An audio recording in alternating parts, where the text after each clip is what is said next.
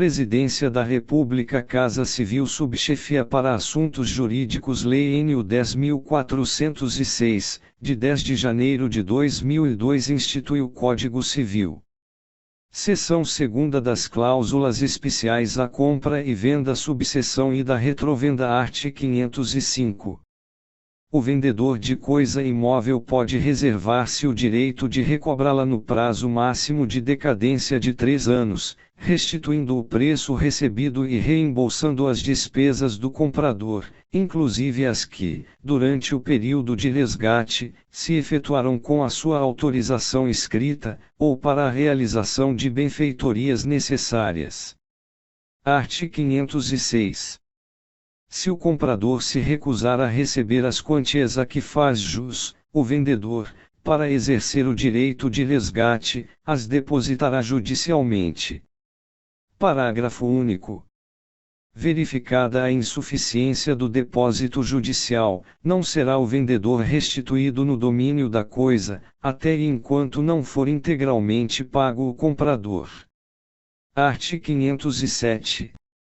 O direito de retrato, que é cessível e transmissível a herdeiros e legatários, poderá ser exercido contra o terceiro adquirente.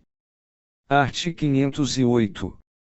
Se a 2 ou mais pessoas couber o direito de retrato sobre o mesmo imóvel, e só uma o exercer, poderá o comprador intimar as outras para nele acordarem, prevalecendo o pacto em favor de quem haja efetuado o depósito, contanto que seja integral. Subseção 2ª da venda a contento e da sujeita à prova, art. 509. A venda feita a contento do comprador entende-se realizada sob condição suspensiva, ainda que a coisa lhe tenha sido entregue, e não se reputará perfeita, enquanto o adquirente não manifestar seu agrado. Art. 510. Também a venda sujeita à prova presume-se feita sob a condição suspensiva de que a coisa tenha as qualidades asseguradas pelo vendedor e seja idônea para o fim a que se destina. Art. 511. Em ambos os casos, as obrigações do comprador, que recebeu, sob condição suspensiva, a coisa comprada, são as de mero comodatário, enquanto não manifeste aceitá-la. Art. 512. Não havendo prazo estipulado para a declaração do comprador, o vendedor terá direito de intimá-lo, judicial ou extrajudicialmente, para que o faça em prazo improrrogável. Subseção 3ª da preempção ou preferência, art. 513. A preempção, ou preferência, impõe ao comprador a obrigação de oferecer ao vendedor a coisa que aquele vai vender, ou dar em pagamento, para que este use de seu direito de prelação na compra, tanto por tanto. Parágrafo único. O prazo para exercer o direito de preferência não poderá exceder a 180 dias, se a coisa for móvel, ou a 2 anos, se imóvel. Art. 514. O vendedor pode também exercer o seu direito de prelação, intimando o comprador, quando lhe constar que este vai vender a coisa. Art. 515. Aquele que exerce a preferência está, sob pena de a perder, obrigado a pagar, em condições iguais, o preço encontrado, ou o ajustado. Art. 516. Inexistindo prazo estipulado, o direito de preempção caducará, se a coisa for móvel, não se exercendo nos 3 dias, e, se for imóvel, não se exercendo nos 60 dias subsequentes à data em que o comprador tiver notificado o vendedor. Art. 517. Quando o direito de preempção for estipulado a favor de 2 ou mais indivíduos em comum, só pode ser exercido em relação à coisa no seu todo. Se alguma das pessoas, a quem ele toque, perder ou não exercer o seu direito, poderão as demais utilizá-lo na forma sobredita. Art. 518. Responderá por perdas e danos o comprador, se alienar a coisa sem ter dado ao vendedor ciência do preço e das vantagens que por ela lhe oferecem. responderá solidariamente o adquirente, se tiver procedido de má-fé. Art. 519.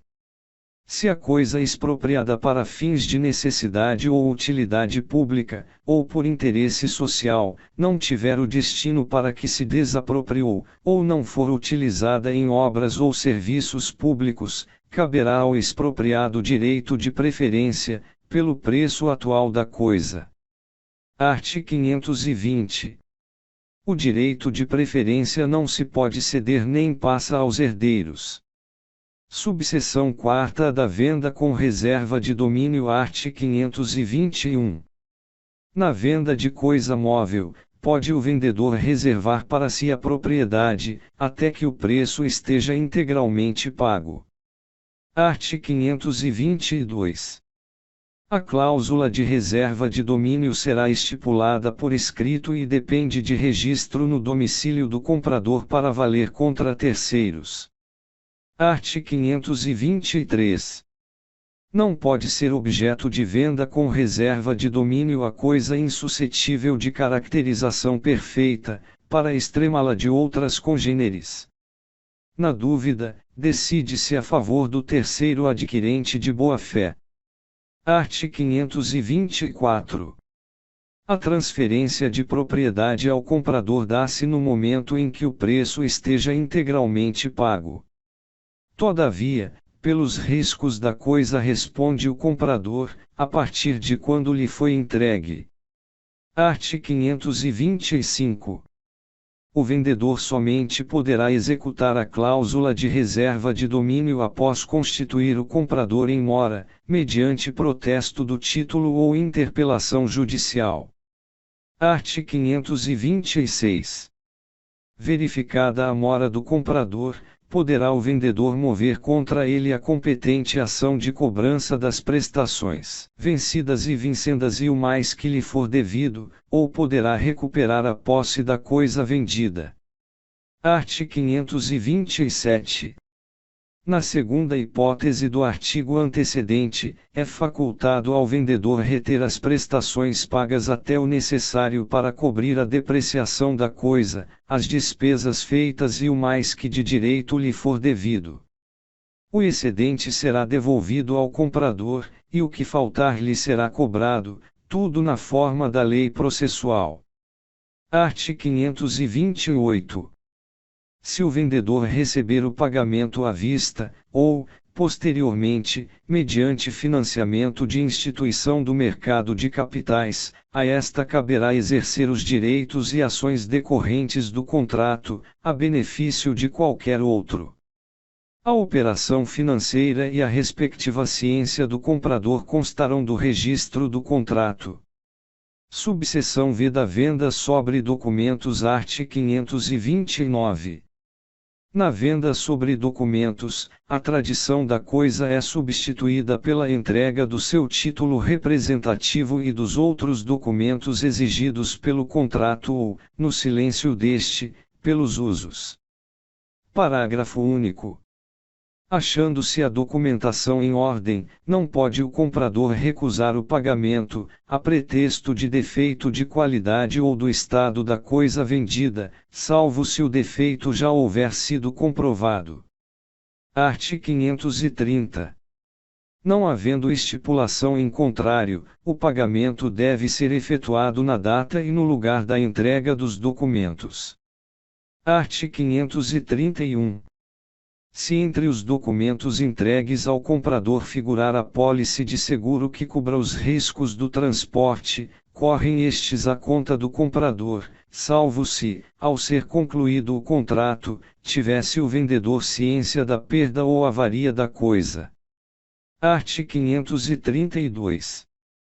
Estipulado o pagamento por intermédio de estabelecimento bancário, caberá a este efetuá-lo contra a entrega dos documentos, sem obrigação de verificar a coisa vendida, pela qual não responde. Parágrafo único.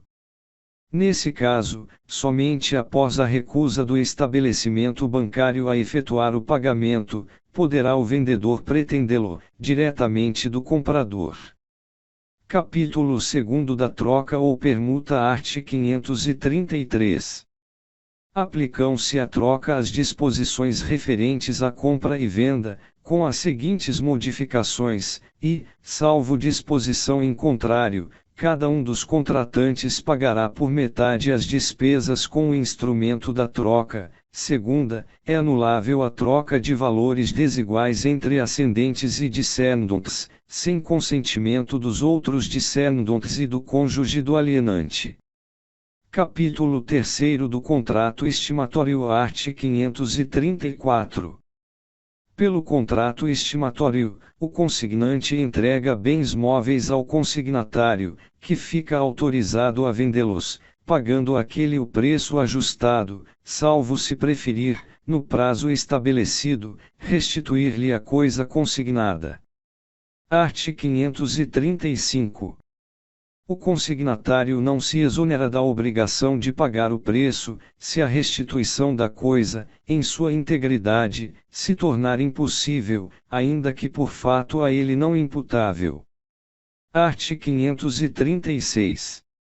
A coisa consignada não pode ser objeto de penhora ou sequestro pelos credores do consignatário, enquanto não pago integralmente o preço. Art. 537. O consignante não pode dispor da coisa antes de lhe ser restituída ou de lhe ser comunicada a restituição.